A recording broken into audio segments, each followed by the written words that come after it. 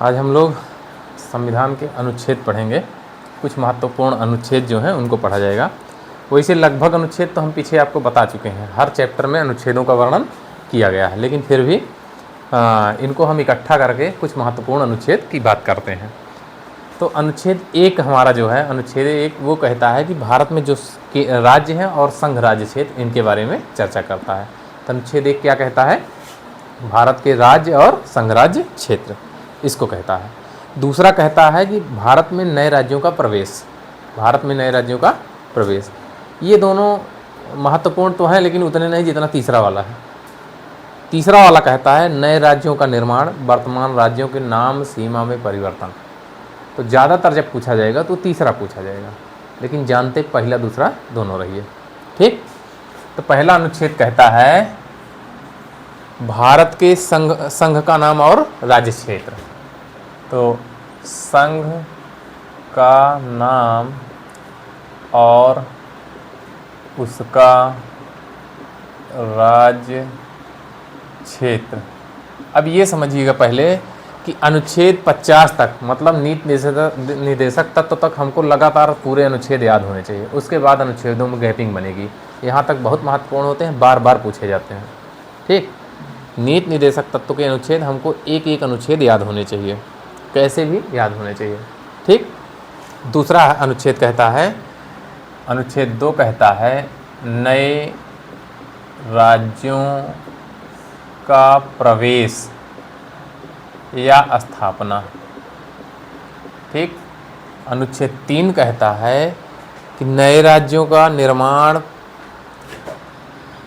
नए राज्यों का निर्माण वर्तमान राज्य के, वर्तमान राज्य के क्षेत्र सीमा, जो उसका क्षेत्र होता है उसकी सीमा होती है, और या उसका नाम, या नाम में परिवर्तन। ठीक, ये अनुच्छेद 3 पूछा जाता है। हम बोल रहे हैं, आप लोग लिखिए। ठीक, तो अनुच्छेद 3 हो गया। अब आते हैं अनुच्छेद 5 पे। 3 के बाद 4 बहुत महत्वपूर्ण है, 5 पे आते हैं। तो संविधान के प्रारंभ पर नागरिकता है। संविधान के प्रारंभ पर नागरिकता। अनुच्छेद 5 क्या है? संविधान के प्रारंभ पर नागरिकता। ठीक, 6 कहता है, ये सब पाकिस्तान से जो भारत आ रहे हैं उनकी नागरिकता, पाकिस्तान से भारत को आने वाले की नागरिकता। अपनी भाषा में लिख रहे हैं, पाकिस्तान से भारत आव्रजन की नागरिकता। ठीक, 7वां कहेगा कि भारत से पाकिस्तान जाने वालों की, भारत से पाकिस्तान जाने वालों की नागरिकता। ठीक, ये 5 हो गए। अगला है भारतीय 7 हो गए ना, 5, 6, 7। 8वां कहता है भारतीय मूल के व्यक्तियों की नागरिकता। भारतीय मूल के व्यक्ति की नागरिकता। भारतीय मूल मतलब, मूल मतलब होता है जड़, मतलब जिसके दादा दादी नाना नानी कोई यहाँ रहा हो। ठीक है। 9वां, नागरिकता की समाप्ति। इसमें ये कहा जा गया है कि अगर आप किसी विदेशी राज्य की नागरिकता स्वेच्छा से स्वीकार कर रहे हो तो आपकी भारतीय नागरिकता स्वतः ही समाप्त हो जाएगी। ये कौन सा है? 9। ठीक, अब आते हैं 11 पे। नागरिकता में संशोधन कौन कर सकता है? तो संसद कर सकती है। ठीक, संसद द्वारा नागरिकता के संबंध में उपबंध।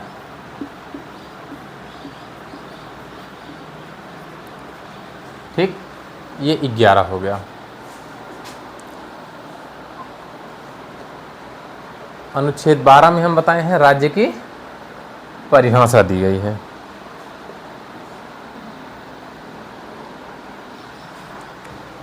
बारह में राज्य की परिभाषा, 13 में मूल अधिकारों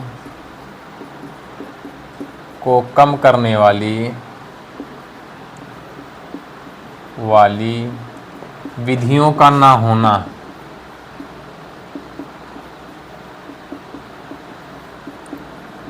मतलब ये हुआ जो वे कानून जो मूल अधिकारों को कम करते हैं वे नहीं रहेंगे। कहाँ तक? जहाँ तक मूल अधिकार प्रभावी रहता है। ठीक,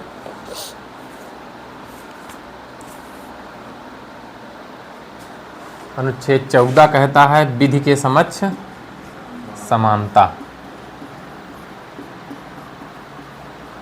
इसका मतलब ये हुआ कानून के समक्ष सभी समान हैं।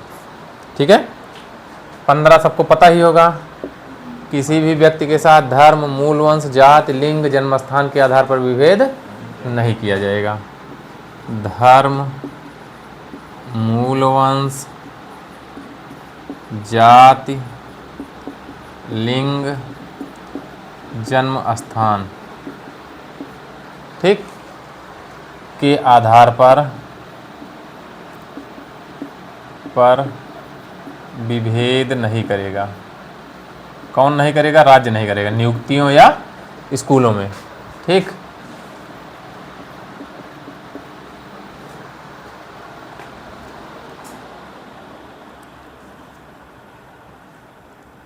सोलह में ये जो 5 लिखे हो इसमें एक मूल निवास लिख लीजिएगा। एक मूल निवास बढ़ा दीजिएगा, दो पॉइंट बताए ना, 2 बढ़ जाएगा तो कितना हो जाएगा? 7 पॉइंट हो जाएगा। तो ये यही रहेगा, बशर्ते लोक नियोजन में हो जाएगा। तो ये ना लिख के हम डायरेक्ट लिखते हैं लोक नियोजन में समानता। लोक नियोजन में अवसर की समानता। ठीक, मूल निवास मतलब डोमिसाइल जो लागू हो जाता है। अब छोटे छोटे अनुच्छेद हैं। अनुच्छेद 17 अस्पृश्यता या छुआछूत का अंत। तो चाहे अस्पृश्यता पूछे चाहे छुआछूत,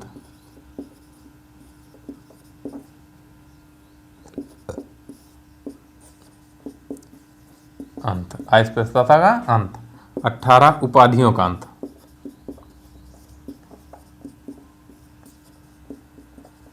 19 वाक एवं अभिव्यक्ति की स्वतंत्रता। वाक एवं अभिव्यक्ति की स्वतंत्रता। 20 क्या है? किसी भी गिरफ्तारी से,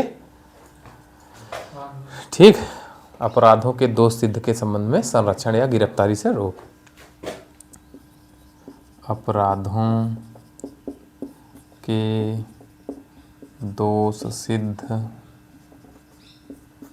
के संबंध में संरक्षण। इसका मतलब आपने कोई अपराध नहीं किया तब ये पूरी आपको सुरक्षा देगा। 21 में क्या है? प्राण और दैहिक स्वतंत्रता है। प्राण और दैहिक स्वतंत्रता। ठीक, 21 हो गया। 22 में है कुछ दशाओं में गिरफ्तारी और निरोध से संरक्षण।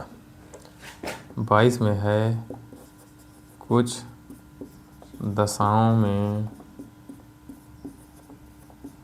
गिरफ्तारी तथा निरोध से संरक्षण। ठीक, 23 में कहता है कि मानव दुर्व्यापार पर रोक है। मानव दुर्व्यापार और बलात्श्रम। बलात्श्रम का मतलब वो जबरदस्ती किसी से काम कराइए, बेगारी जिसको कहते हैं। 23 कहता है मानव दुर्व्यापार। मानव दुर्व्यापार मतलब हुआ जो अंग अंग बेचा जाता है। मानव दुर्व्यापार तथा बलात्श्रम, श्रम का निषेध। फिर 24 कहता है कारखानों में 14 वर्ष से कम के बच्चों के नियोजन पर रोक। मतलब ये हुआ कारखानों में 14 साल से कम बच्चे काम नहीं करेंगे। ठीक, तो कारखानों आदि में बालकों के नियोजन का प्रतिषेध। प्रतिषेध मतलब रोका गया है। ठीक है, अनुच्छेद 25 पे आइए। तो धर्म को अंतःकरण से मानने और आचरण करने की स्वतंत्रता। अनुच्छेद 25 कहता है कि हम कोई भी धर्म अपनी इच्छा से जो इच्छा होगी वो धर्म मानेंगे, जैसे ही हमारी इच्छा होगी उसका पूजा पाठ या आचरण करेंगे। ये इसकी हमें स्वतंत्रता है। अनुच्छेद कौन कहता है? 25। 25 कहता है धर्म को अबाध रूप से मानने, अबाध रूप से मानने तथा आचरण की स्वतंत्रता। ठीक। 26 कहता है धर्म के प्रबंधन की स्वतंत्रता। ठीक है, धार्मिक कार्यों के प्रबंधन की स्वतंत्रता। जैसे हम लोग अपना काम करते नहीं रहते हैं विभिन्न प्रकार के, तो कोई भी कर सकता है, जो इच्छा हो वो करे, कोई रोक टोक नहीं होगी। ठीक। 27 कहता है किसी धर्म की अभिवृद्धि के लिए हम कोई कर नहीं देंगे। अगर सरकार चाहे किसी धर्म को बढ़ावा देने के लिए कर मांगे तो हम नहीं देंगे, ये 27 कहता है। ठीक। 28 कहता है कि कुछ शिक्षण संस्थान होंगे जहाँ पे धार्मिक शिक्षा नहीं दी जा, सरकार द्वारा वित्त पोषित किसी भी शिक्षण संस्थान में धार्मिक शिक्षा नहीं दी जाएगी। 29 कहता है अल्पसंख्यक वर्ग के हितों का संरक्षण। और 30 कहता है शिक्षा संस्थानों की स्थापना और प्रशासन का अल्पसंख्यकों का अधिकार। ये 4 अनुच्छेद बचते हैं, उसके बाद फिर आगे। तो मूल अधिकार के अनुच्छेद महत्वपूर्ण है भाई। मूल अधिकार हमको एक एक अनुच्छेद रटा होना चाहिए। क्या नंबर हुआ? 26 के बाद 27 किसी धर्म की अभिवृद्धि के लिए करों के संदाय के बारे में प्रतिषेध या रोक। ठीक है, किसी विशिष्ट धर्म के, कोई विशेष धर्म, अपना जो भी धर्म है, धर्म के अभिवृद्धि के लिए, अभिवृद्धि के लिए करों के संदाय की स्वतंत्रता। ठीक। अगर कोई आके आपसे धार्मिक रूप से कोई कर मांग रहा है तो आप स्वतंत्र हैं, इच्छा हो दीजिए, नहीं इच्छा है तो मत दीजिए। ठीक। ये कौन सा हुआ?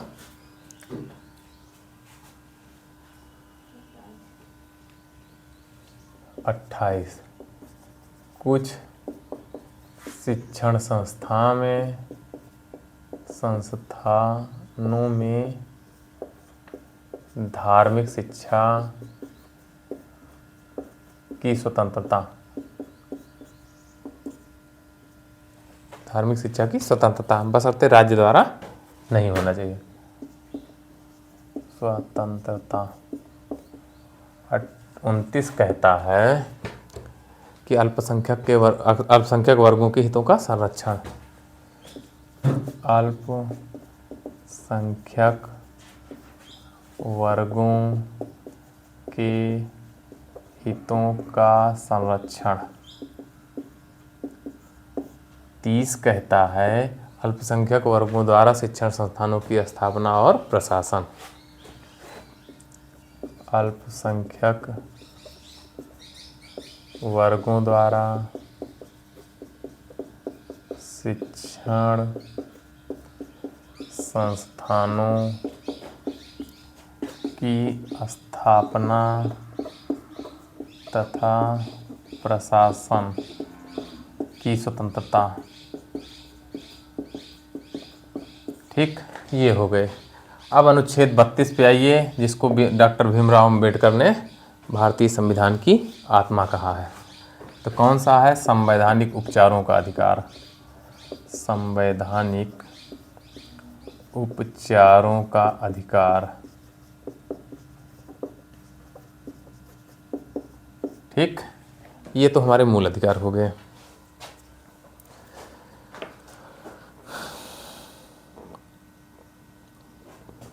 आगे फिर आते हैं 38 पे। राज्य लोक अभिवृद्धि के संबंध में उपाय करेगा या कानून बनाएगा। अभिवृद्धि के संबंध में सामाजिक व्यवस्था बनाएगा। ठीक, 38 के बाद 39 में आ जाइए। 39 में एक है 39 का समान न्याय और निःशुल्क विधिक सहायता। 39 का में है समान न्याय एवं निःशुल्क विधिक सहायता।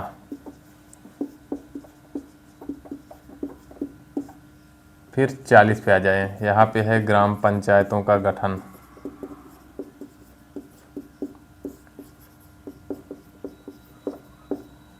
इकतालीस पे आ जाते हैं। तो लोक सहायता जो होती है उसको पाने का। ठीक, तो कुछ दशाओं में काम, शिक्षा तथा लोक सहायता पाने का अधिकार। ठीक, ये कौन सा हुआ? 41। 42 में है प्रसूति सहायता। 42 में क्या है? प्रसूति सहायता।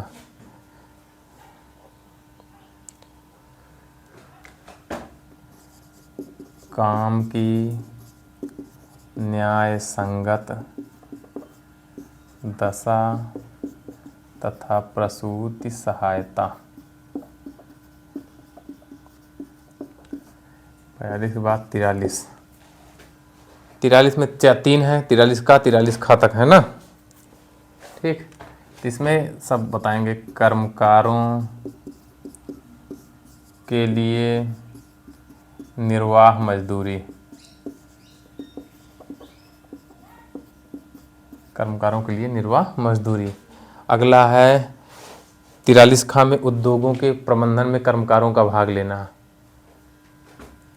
ये है 43 का उद्योगों के प्रबंधन में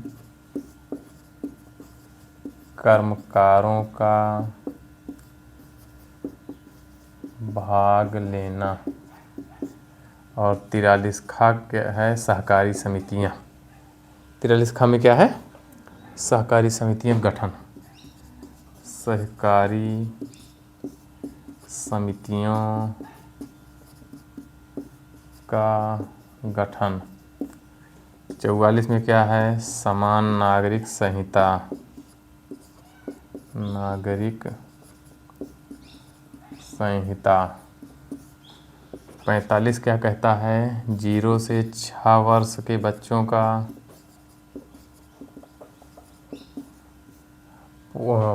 भोजन और पोषण का की जिम्मेदारी किसकी है? राज्य की। ठीक। बच्चों के निःशुल्क एवं अनिवार्य शिक्षा। अब ध्यान दीजिएगा, 6 से 14 कहाँ है? 21 का में है, और 45 में क्या है? 0 से 6। दोनों में अंतर है, दोनों में शिक्षा है, लेकिन वहाँ 6 से 14 है, यहाँ 0 से 6 तक की व्यवस्था है। 45 के बाद आते हैं 46 पे। अनुच्छेद 46 पे आते हैं। 46 SC ST या अन्य दुर्बल वर्गों के शिक्षा का प्रबंध कौन करेगा? शिक्षा और पोषण का राज्य करेगा। कि शिक्षा एवं अर्थ संबंधी अभिवृद्धि, ये राज्य के लिए सारी हैं अनुच्छेद। 47 क्या कहता है? अनुच्छेद 47 पोषाहार स्तर और जीवन स्तर ऊंचा उठाने का प्रयास राज्य करेगा। स्तर ऊंचा करने का प्रयास, जितने निर्देशक तत्व हैं सब राज्य के लिए हैं, तो इसको कहा गया है। 48 क्या कहता है? वन्य जीवों की, पहला है कृषि और पशुपालन है। कृषि तथा पशुपालन। 48 का कहता है पर्यावरण और वन्य जीवों की संरक्षा। पर्यावरण तथा वन्य जीवों की सुरक्षा तथा संरक्षण। ये हुआ 48। अब आते हैं 49 पे। तो जो स्मारक महत्वपूर्ण बिल्डिंग्स हैं हम लोगों की, उसकी सुरक्षा। तो राष्ट्रीय महत्व के स्मारक स्थान, स्मारक जो है वो स्थान जो है वो, और वस्तुओं का संरक्षण। 49 हो गया ना। 50 कार्यपालिका का न्यायपालिका से पृथक्करण।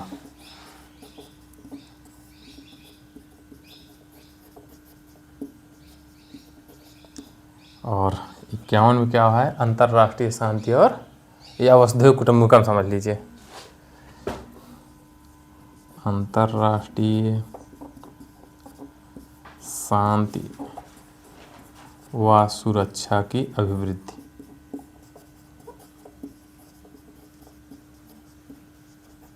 ये तो लगातार हैं। अब 51 का में आ जाइए, मूल कर्तव्य है। फिर 52 में भारत का राष्ट्रपति। 52 में क्या है? भारत का, हाँ, भारत का राष्ट्रपति। 53 में है राष्ट्रपति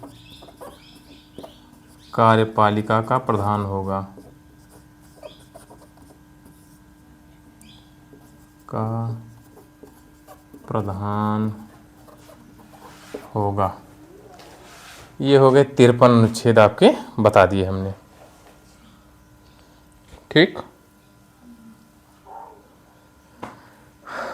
अब आते हैं 61 पे। अनुच्छेद 61 महाभियोग है, राष्ट्रपति पर है महाभियोग। अनुच्छेद 61 में क्या आ गया? महाभियोग। ठीक। फिर 72 में पहुंचेंगे, क्षमादान, राष्ट्रपति का क्षमादान।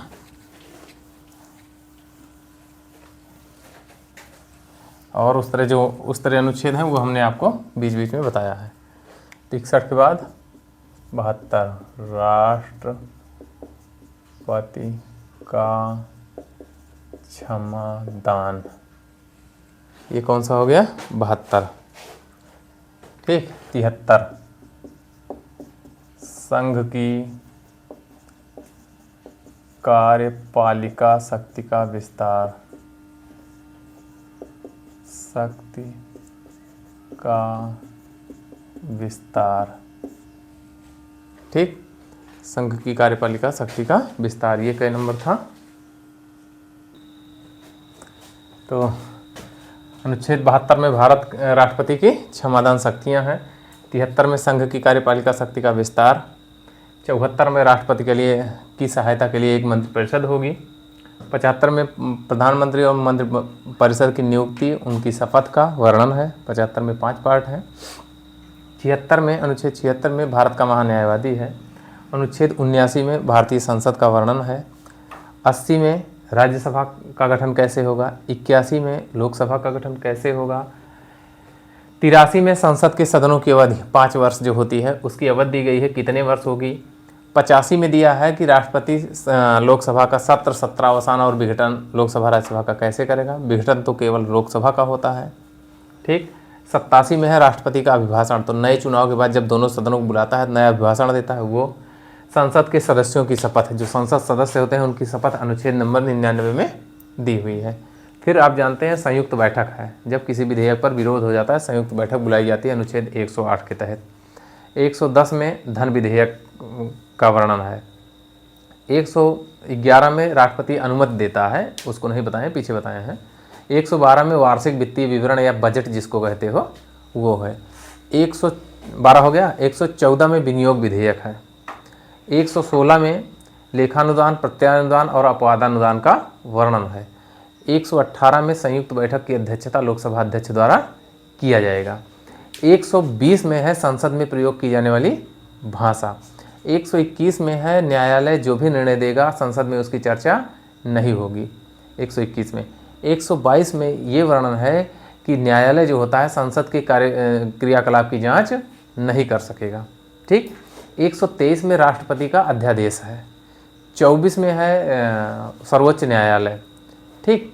फिर 143 में राष्ट्रपति सुप्रीम कोर्ट से परामर्श मांग सकता है किसी लोक महत्व के मुद्दे पर।